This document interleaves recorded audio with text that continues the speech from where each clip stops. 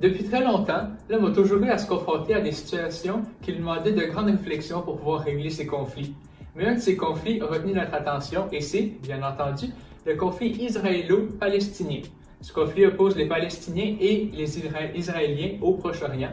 Il oppose deux nationalismes, le nationalisme juif et le nationalisme arabe-palestinien.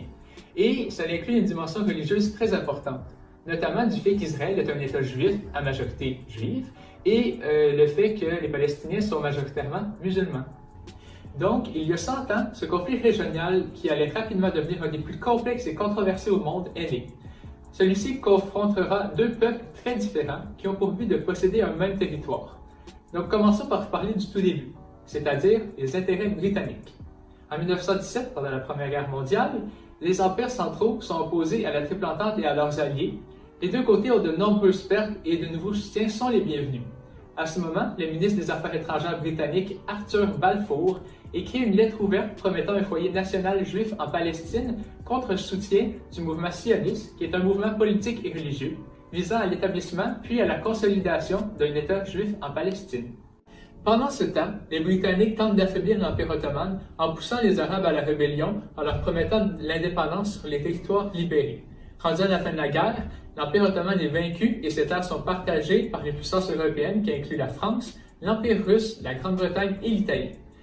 Les Britanniques donnent ensuite plus d'indépendance aux Arabes en Irak et en Transjordanie.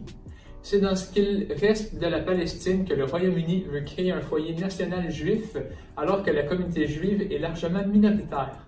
Mais l'immigration prend rapidement de l'ampleur suite à la situation tendue en Europe et plus particulièrement en Allemagne où le parti nazi antisémite arrive au pouvoir. Maintenant, passons à la Seconde Guerre mondiale et voyons ses répercussions que celle-ci a eues sur le conflit israélo-palestinien. En septembre 1939, l'Allemagne a envahi la Pologne. Le Royaume-Uni et la France réagissent en lui déclarant la guerre, et à ce moment, c'est le début de la Seconde Guerre mondiale. En 5 ans, le conflit a fait plus de 60 millions de morts, dont près de 6 millions de Juifs.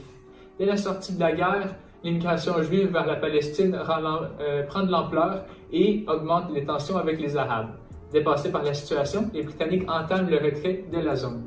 L'ONU prend le relais et propose de diviser la région en deux États, avec Jérusalem en zone internationale. Le projet est accepté par les sionistes, mais rejeté par les Arabes palestiniens. Par la suite, une guerre civile entre les deux communautés a eu lieu. La Ligue arabe met en place une armée de libération composée de quelques milliers de volontaires qui combat les sionistes. En face, les Juifs organisent leur défense en formant militairement la population et en envoyant des agents en Europe pour récupérer des stocks militaires de la Seconde Guerre mondiale et signer des contrats d'armement. Puis, le 14 mai 1948, le Royaume-Uni termine son retrait en Palestine. Les Juifs proclament alors l'indépendance de l'État d'Israël. En réaction, la Ligue arabe lui déclare la guerre. Pendant le conflit, deux trêves vont permettre à l'armée israélienne de renforcer et de progressivement prendre le dessus.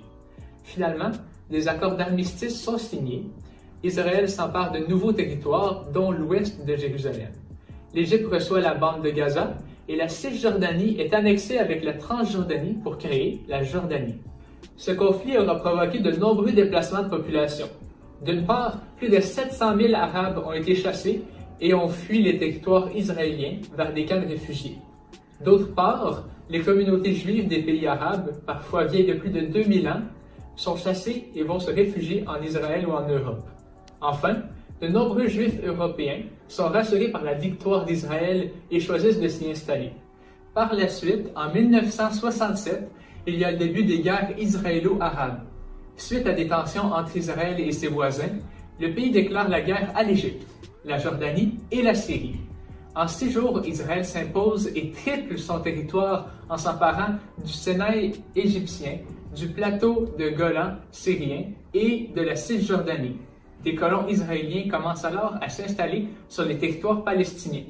L'ONU réagit et adopte la résolution 242 qui condamne l'occupation israélienne. 6 ans plus tard, l'Égypte et la Syrie lancent une attaque surprise pour tenter de récupérer leurs terres. Dans un premier temps, l'armée israélienne est mise en déroute et ne peut repousser l'attaque.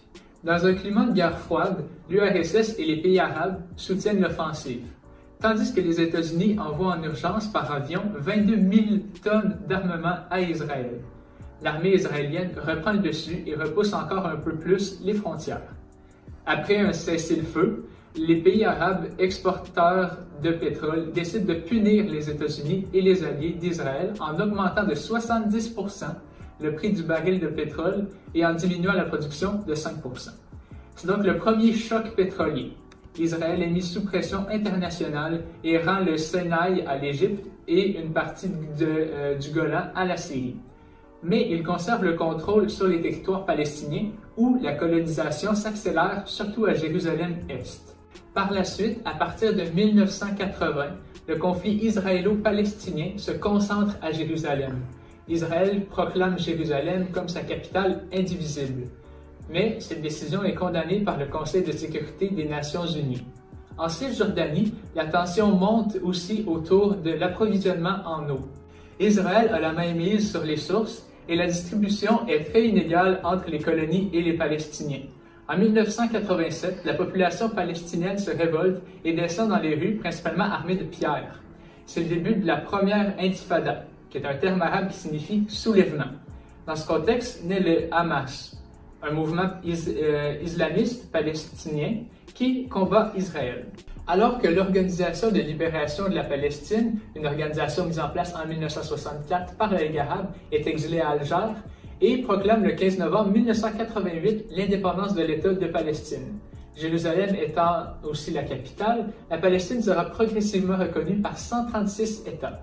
Après 6 ans de conflit, une paix fragile est signée avec les accords d'Oslo qui prévoient une reconnaissance mutuelle et les bases pour l'autodétermination de la bande de Gaza et de Jéricho dans un premier temps. En 1995, un plan de partage de la Cisjordanie est signé. Il prévoit les zones sous contrôle palestinien, des zones mixtes et le reste sous contrôle israélien. Mais les deux parties n'arrivent pas à se mettre d'accord sur certains sujets épineux tels que le statut de Jérusalem ou le retour des nombreux réfugiés palestiniens. Les négociations deviennent un échec et les violences reprennent de plus belle. À Jérusalem, la visite du chef de l'opposition israélienne sur l'esplanade des mosquées, lieu saint des musulmans, est l'étincelle qui déclenchera la seconde intifada, marquée par de nombreux attentats suicides. Israël est à nouveau en difficulté. Pour se protéger, le pays entame la construction d'un mur en Cisjordanie, mais en profite pour empiéter sur les territoires palestiniens. Ce mur est déclaré illégal par la Cour internationale de justice. Alors pour tenter de calmer le jeu, le gouvernement décide en 2005 de supprimer les colonies juives de la bande de Gaza, mais conserve son contrôle sur les frontières. D'ailleurs, dans les années qui suivent, les tensions vont surtout se concentrer autour de la bande de Gaza, et principalement contre le Hamas qui en a pris le contrôle. Israël impose alors un blocus contre la région. En face, le Hamas tire régulièrement des roquettes vers les territoires israéliens. En conséquence, plusieurs affrontements y ont lieu, jusqu'au plus violent en 2014. L'aviation israélienne pilonne la région et détruit 50 000 maisons, une centaine d'écoles, une dizaine d'hôpitaux et l'unique centrale électrique. La population qui est coincée dans l'enclave se retrouve en situation de désastre humanitaire. Aujourd'hui, la situation reste compliquée et une paix durable semble difficile à trouver. D'une part, la Cisjordanie est désormais divisée entre villes et villages palestiniens et plus de 150 colonies. Et trouver un accord semble plus compliqué que jamais.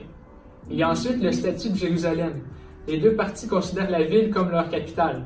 Or, les États-Unis viennent d'annoncer qu'ils vont y installer leur ambassade, reconnaissant de facto la ville comme leur capitale d'Israël.